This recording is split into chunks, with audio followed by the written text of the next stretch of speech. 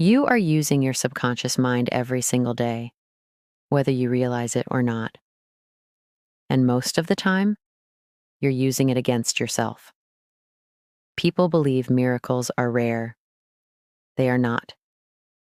They are simply the natural result of alignment between your thoughts, your words, and your belief.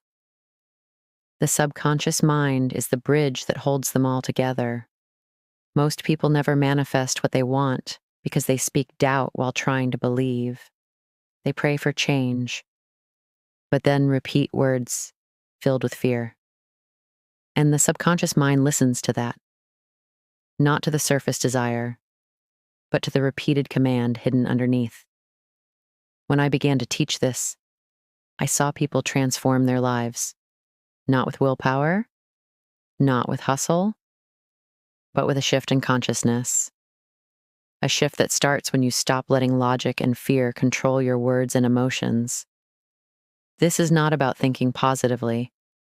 It's about speaking truth with conviction, over and over, until the subconscious has no choice but to obey. In this video, I'll show you how the subconscious actually works and how it responds to your inner state, not your outer effort. And I'll share one real example from a woman whose life changed completely the moment she aligned her words with her belief. But before that, understand this.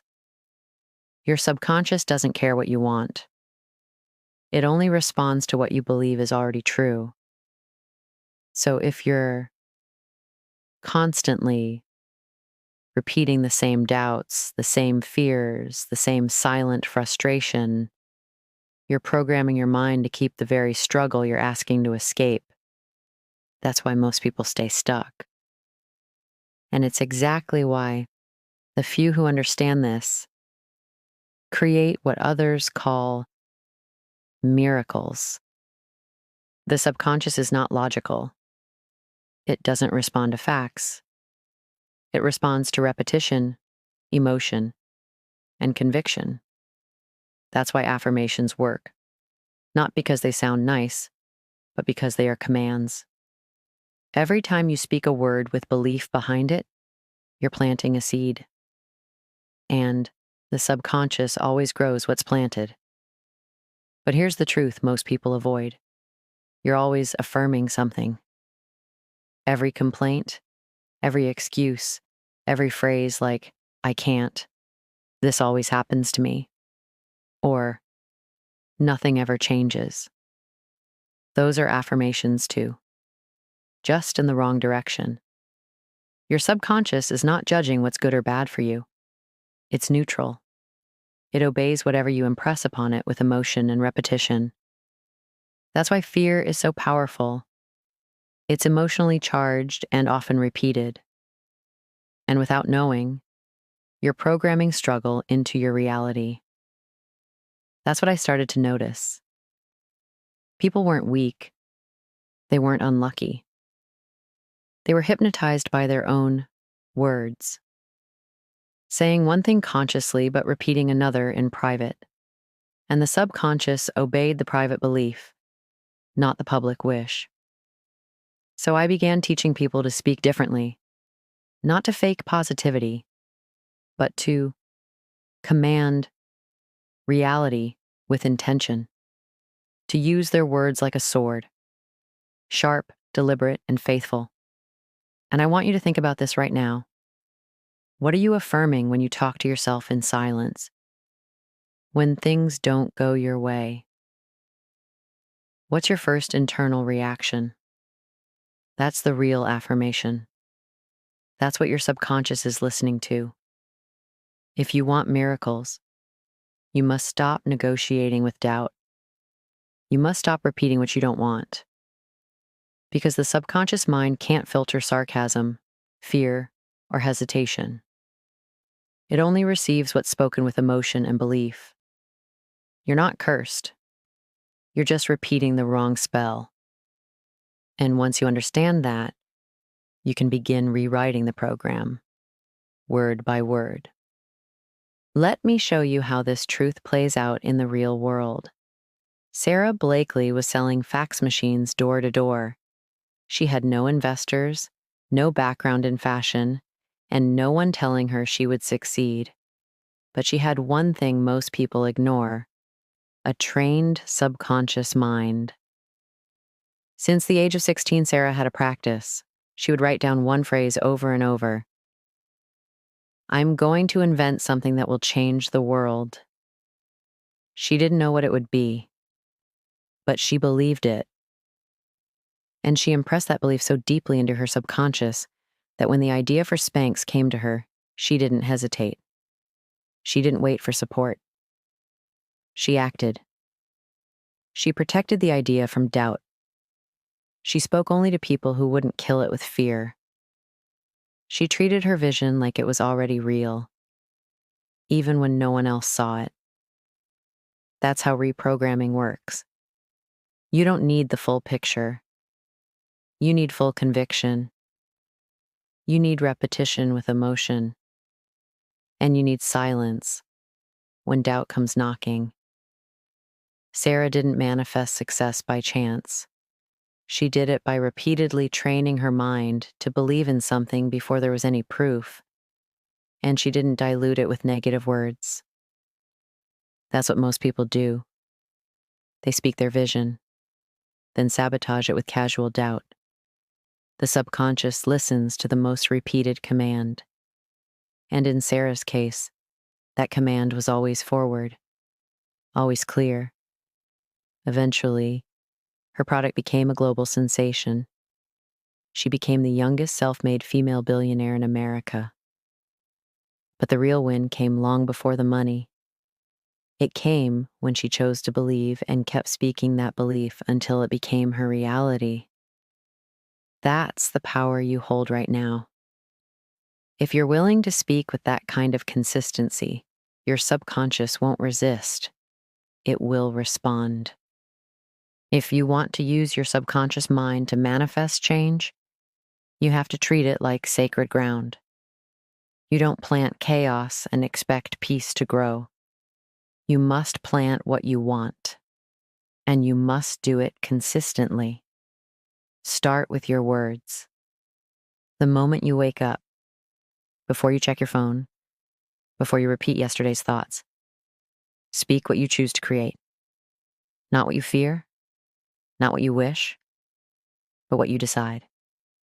Say it out loud. Whisper it if you have to. Everything is always working in my favor. I receive what I believe. I am already aligned with the life I desire. The subconscious doesn't care if it's not true yet. It only responds to the repetition and emotion behind the words. You're not lying to yourself. You're leading yourself.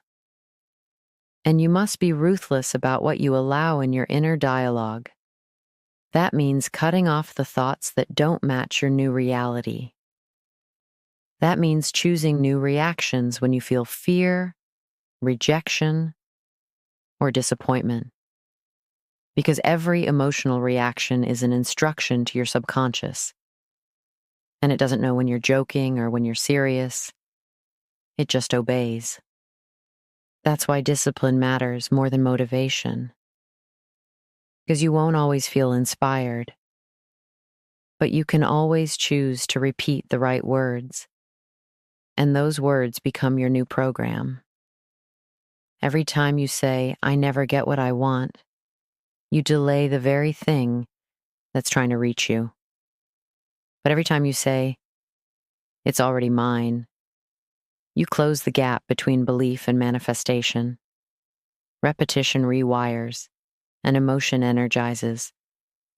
So repeat the words that reflect the life you're building. Not the one you're trying to escape. Speak like the person you're becoming, not like the version that's still healing. That's how you begin to use the subconscious mind with power. Not to wish for miracles, but to expect them. Words are powerful, but words backed by imagination, that's where the real magic begins. The subconscious doesn't just respond to what you say, it responds to what you see in your mind, especially when emotion is involved. That's why visualization is so important. It's not a gimmick. It's a language the subconscious understands. When you imagine something vividly, when you see it, feel it, walk through it in your mind, your subconscious accepts it as real. It doesn't know the difference between what's physically happening and what you're emotionally experiencing in your imagination. That's why fear works so quickly. It creates images, and those images turn into instructions. But you can use that same process in your favor. Every day, even if just for a minute, close your eyes and picture the life you've chosen. Not the life you're trying to escape, but the one you are deliberately building. Feel the version of you who's already there. See how you walk, how you speak, how you think. Make it detailed. Make it familiar. Because what you imagine repeatedly becomes familiar to your subconscious. And once it's familiar, your subconscious begins to move your actions, decisions, and even your awareness toward that reality. You'll notice new ideas showing up, new people, new opportunities. That's not coincidence. That's your subconscious filtering the world to match what you've been feeding it internally. The imagination is not a toy. It's a tool. Most people use it to rehearse disaster, to relive failure, to prepare for pain.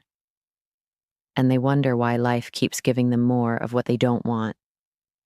Use it differently. Use it with precision.